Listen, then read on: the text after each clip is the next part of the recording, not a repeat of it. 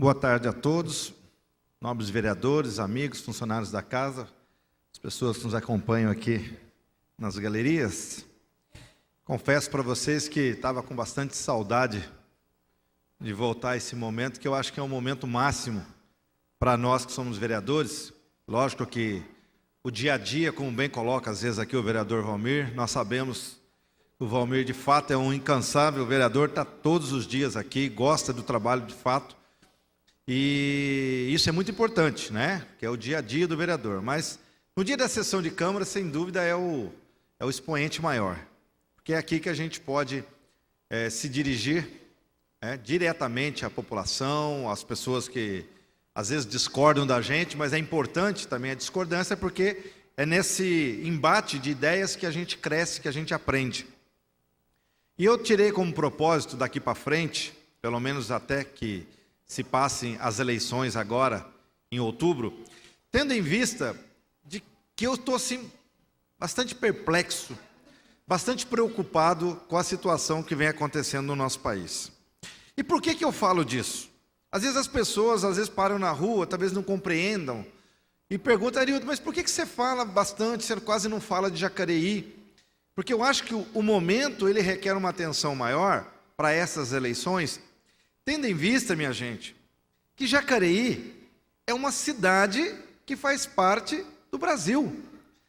Jacareí não é uma ilha da qual a gente acha que tudo que está acontecendo aí, no país, pegando como exemplo aí, principalmente a região norte e nordeste, a gravidade que está aí sendo gerada com relação à violência, a falta de controle do Estado por conta dos bandidos que estão apavorando a população.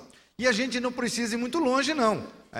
O estado de São Paulo, a gente sabe que é um dos estados mais violentos do Brasil. É que, infelizmente, os números, eles são maquiados. Infelizmente, as pessoas, às vezes, não acreditando mais na justiça e na polícia, e aqui eu não falo dos policiais, deixar bem claro, eu sei a dureza que é para os policiais quando saem de casa. Mas o sistema, infelizmente, é ineficiente. E aí, quando a gente desmascarar os números, também acontece por quê? Porque as pessoas já não confiam mais e nem perdem tempo de fazer boletim de ocorrência. E aí os números, eles acabam se diluindo. Mas não é só disso que eu estou falando. É o Rio de Janeiro, que está aqui do ladinho da gente, acaba afetando a gente, porque São Paulo acaba sendo o corredor do transporte das drogas que vão para o Rio de Janeiro. E o Rio de Janeiro está aquela calamidade, mesmo com aquela tal de intervenção federal, colocando o exército lá. O que a gente falou aqui antes, que não é assim que se soluciona os problemas. Mas então vamos voltar para a questão de Jacareí. Jacareí, como não é uma ilha, obviamente que ela é afetada também. Graças a Deus que a gente ainda tem uma situação razoável por aqui. Mas é muito comum hoje eu ouvir de comerciantes, da população, que eles estão apavorados com a situação da violência, dos assaltos e roubos que acontecem aqui nas ruas centrais. Quer dizer, está uma coisa praticamente já sem controle. E Deus queira, que as coisas melhorem de fato, porque é impossível para nós, vereadores, Valmir, cuidarmos dessas questões. E as pessoas nos procuram. Acham que a gente tem força para poder fazer isso. Acho que a gente tem força, a gente tem vontade. Mas, infelizmente, está fora dos nossos domínios para que a gente possa, por exemplo, aumentar o efetivo da polícia nas ruas, para que a gente possa ter um policiamento inteligente, para que, de fato, os crimes sejam desvendados e combatidos. Porque a política que vem sendo implantada, eu vou falar do estado de São Paulo, porque a polícia está diretamente relacionada ao estado, ela vem sendo desmantelada por falta de investimento, por falta de, como diz um amigo meu Fernando aqui, por falta de vontade política. E aí a gente está às portas de uma nova eleição e eu vejo a preocupação maior do povo. É o presidente e às vezes o governador. Esquecem do parlamento, esquecem dos parlamentares. E minha gente, escutem o que eu estou falando. Nós temos um sistema no Brasil. O sistema político nosso é um sistema muito complicado, é difícil da gente, inclusive, explicar para a população.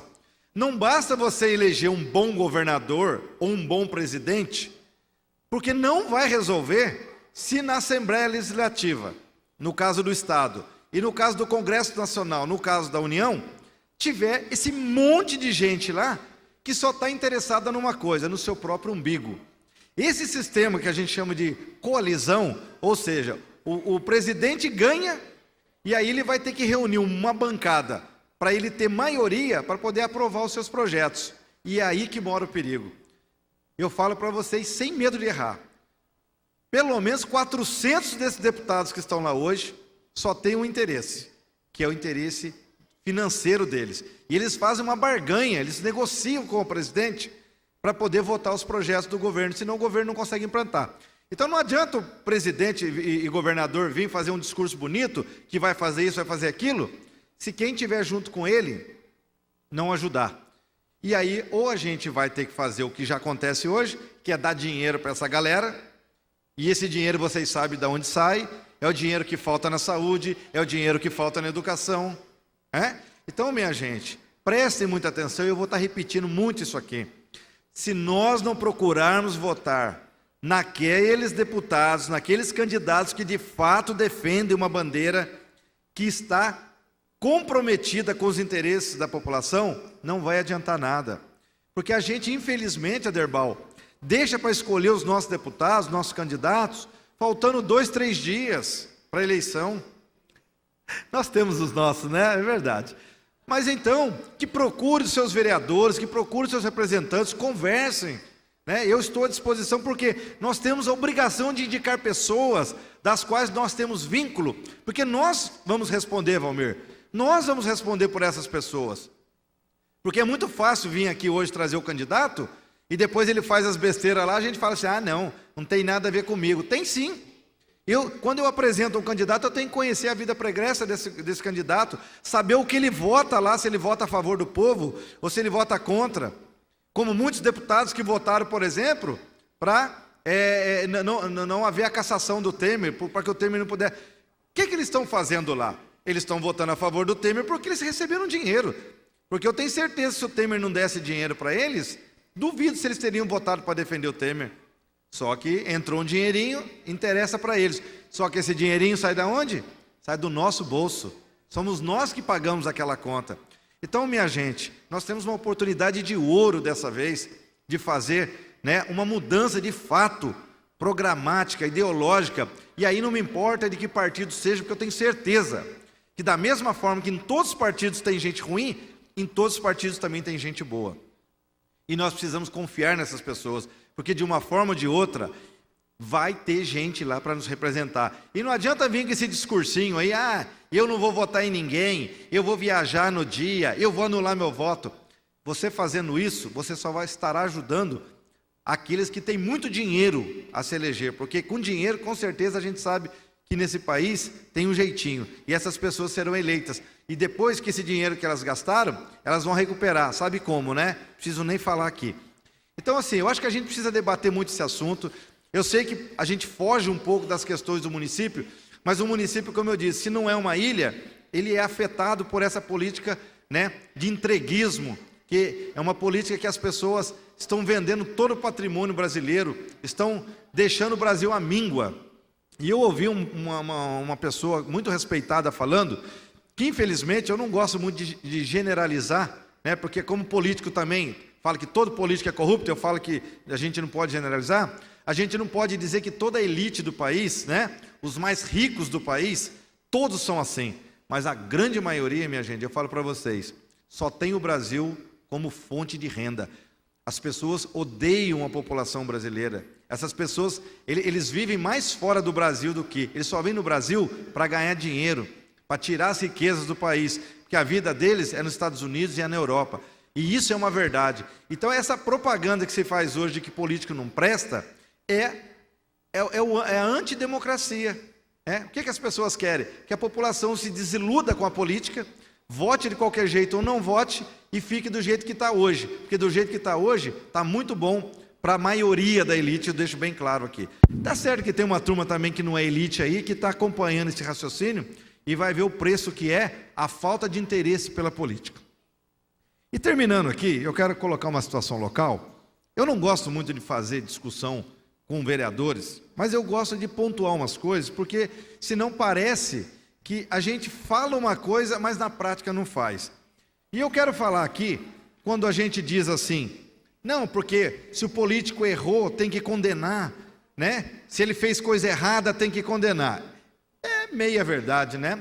Eu vejo muito falaram do Lula, que o Lula é o maior ladrão, que o Lula corrompeu o país, que não é uma verdade, mas infelizmente virou verdade, né? E a população está aí mostrando que quer o Lula de volta, pena que a justiça não vai deixar. Existem políticos que eu respeito, que não são do meu partido, mas que foram condenados, né? Como é o caso aqui do ex-prefeito de São José, Manuel Fernandes, que eu tenho admiração por ele, eu tenho certeza que ele é uma pessoa íntegra, independente da ideologia que ele tem. A gente pode até não bater nossos santos com relação à ideologia, mas eu tenho certeza que é um político honesto. Só que ele foi condenado, perdeu os direitos dele, por quê? Porque ele foi condenado pelo Tribunal de Contas, mas não por aplicação na educação, porque ele fez uma contratação, né, do transporte público sem licitação. Isso quando ele foi prefeito. E antes disso, ele também fez um aditamento, tá, como é que se diz? Numa contratação que a antiga prefeita Ângela Guadagnini havia feito, ele fez o que a gente chama de aditivo. Ele aumentou em mais de 25%, o que a lei não permite. Também foi condenado nisso, né? Aí a gente pode até dizer, são casos muito mais graves do que esse, por exemplo, do não reconhecimento do Tribunal de Contas da aplicação do Fundeb. No entanto, ele foi condenado, perdeu os direitos dele, e essa casa aprovou a ele o quê? Uma carta do quê? Como é que está aqui?